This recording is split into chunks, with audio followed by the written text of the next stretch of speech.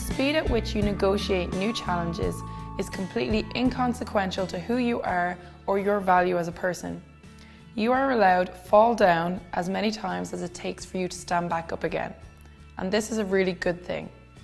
We have always been, and all of us will always be, imperfect. We do not have to be the best, and certainly none of us are the worst, no matter what we might feel or think to the contrary sometimes.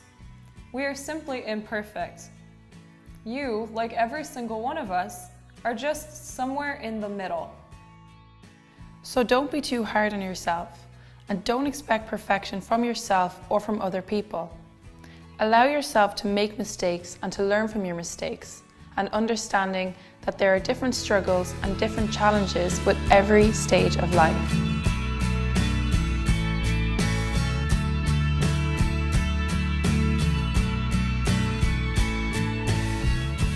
I'm so excited that you're getting the opportunity to learn about your 4 boundaries in this lesson. Physical, psychological, spiritual, and sexual boundaries are so important to your well-being, now and for the rest of your life. Let's just zero in on mental boundaries for a minute. Sometimes we can get confused about boundaries.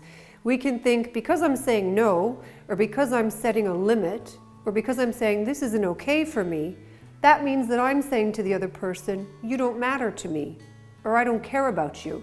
It's actually the exact opposite. Think about it. If somebody really matters to me, then I should want to know if something is not okay for them. And I should be able to respect that. And the reverse is also true.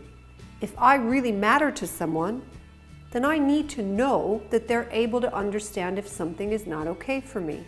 When people first learn about the concept of boundaries, they can be very relieved, because this gives them permission to be a separate person and to say, that's not okay for me, or I don't like that, or just because you feel that way doesn't mean that I do.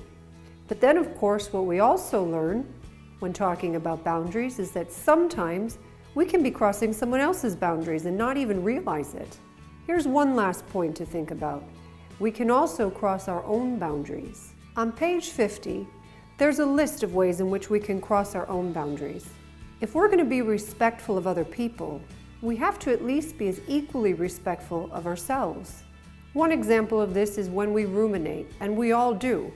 Sometimes we can get preoccupied with a thought or a mistake, something we did in the past, something that happened yesterday. Going round and round in circles is a way in which we cross our own boundary. This depletes us. It brings on negative feelings and unrealistic thinking. We all work really hard at taking care of the people that matter to us. And likewise, we have to work equally hard at taking care of ourselves. With the tools that we're giving you, you're going to be able to do this better. You need to be using your mind to build yourself up. Just imagine what your life would be like if in your mind you were your own best friend, supportive, caring, encouraging, and celebrating what you're great at.